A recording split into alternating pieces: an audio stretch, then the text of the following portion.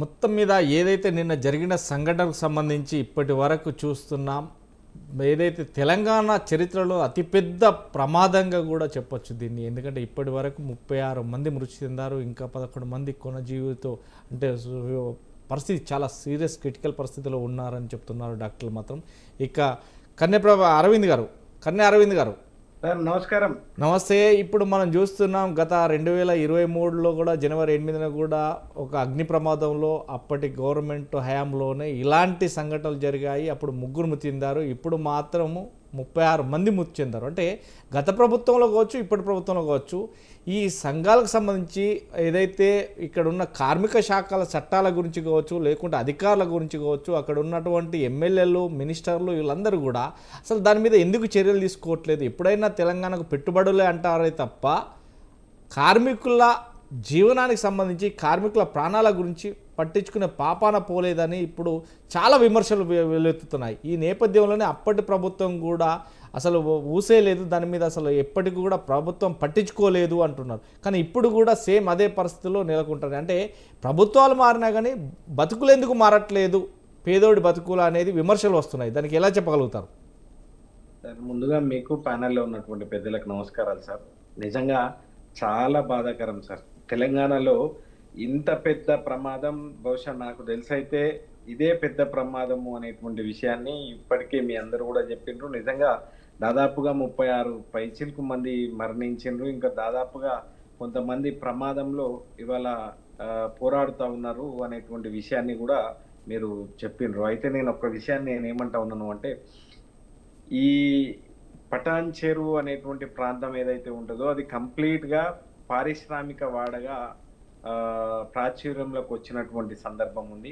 నిజంగా మీరు అన్నట్లు అక్కడ ఉన్నటువంటి ఇందాకనే తాడూరు సీనన్న గారు చెప్పినట్లు అక్కడ ఎమ్మెల్యే గారు కానివ్వచ్చు, లేదు అనుకుంటే ఎంపీ గారు కావచ్చు, ఎవరైనా ఎంపీ, ఎమ్మెల్యే, మంత్రి ఎవరైనా కూడా అక్కడ ఎప్పటికప్పుడు ఎవ్రీ 12 monthsకి ఒకసారి రివ్యూ చేయాలి, అక్కడ పరిస్థితిని పర్యవేక్షించాలి అనేటువంటి విషయాన్ని వాళ్ళు చెప్పినారు. ఎందుకు అనంటే ఒకవేళ అట్లా పర్యవేక్షించినప్పుడు ఇట్లాంటివేవి కూడా వాళ్ళకు ఎట్లయితే ఎన్విరాన్మెంట్ యాక్ట్ ఇందాక అన్నగారు చెప్పినట్లు 1986 ఏదైతే ఉందో ఇవన్నీ కూడా వాళ్ళు సవరించుకుంటూ ఏ పద్ధతిలో వాళ్ళకు అవి ఇవ్వాలి అనేటువంటి దానిపైన రివ్యూ చేసినప్పుడు తప్పకుండా ఇవన్నీ కూడా ఇన్స్ట్రక్షన్ చేయాల్సినటువంటి బాధ్యత అధికారుల పైన, అక్కడ ఉన్నటువంటి వాళ్ళపైన ఉంటుంది సార్.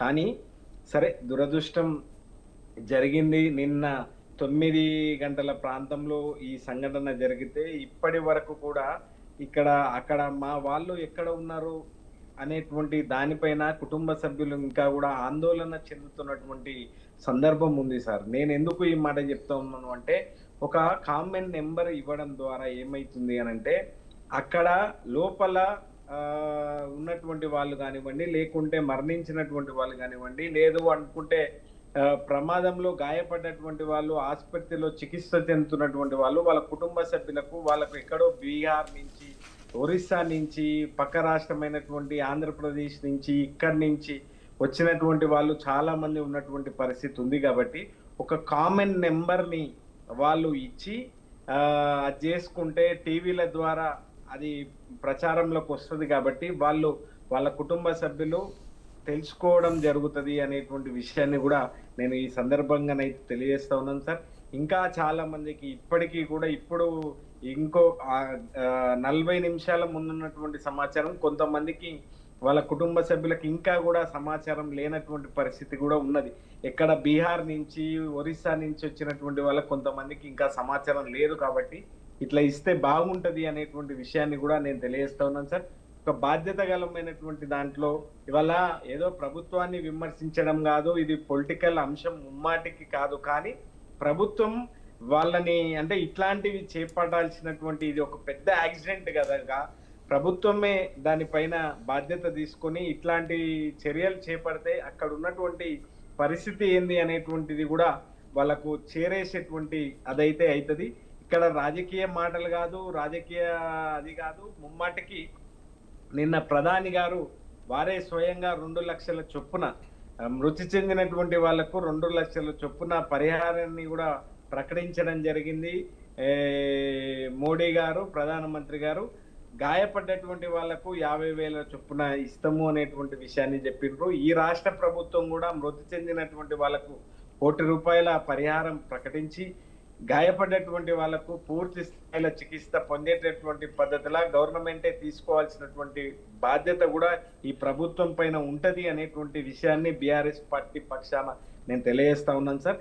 ఇంకొక విషయం ఏంటి అని అంటే సార్, ఇది పెద్ద యాక్సిడెంట్ జరిగినప్పుడు ఈ యాక్సిడెంట్ లో వీళ్ళు అంటే ఆ యాజమాన్యం కానివ్వండి, ఇది యాక్సిడెంట్ కాబట్టి ఎట్లాగో ప్రభుత్వానికి కూడా ఈ సమాచారం ఉంది కాబట్టి నిన్నటి నుంచి వీళ్ళని పెద్ద హాస్పిటల్, పెద్ద కార్పొరేట్ హాస్పిటల్లో చేర్స్తే వాళ్ళ పోయినటువంటి ప్రాణాలు ఎట్లా తీసుకురాం కాబట్టి ఇప్పుడు ఎవరైతే చికిత్స పొందుతున్నటువంటి వాళ్ళని మెరుగైనటువంటి చికిత్స పొందేటువంటి పద్ధతులు. ఎందుకు అంటే ఈ చిన్న చిత్కా హాస్పిటల్ లోపల ఒక పెద్ద డాక్టర్లు ఉండరు, అవన్నీ ఉండనటువంటి పరిస్థితి ఉంటది కాబట్టి పెద్ద హాస్పిటల్లో చేర్చి వాళ్ళ ప్రాణాలని కాపాడాల్సినటువంటి బాధ్యత అక్కడ ఉన్నటువంటి ప్రధానంగా యాజమాన్యాన్ని, తర్వాత మన ప్రభుత్వాన్ని అనేటువంటి విషయాన్ని కూడా నేను ఈ సందర్భంగా తెలియజేస్తా ఉన్నాను సార్.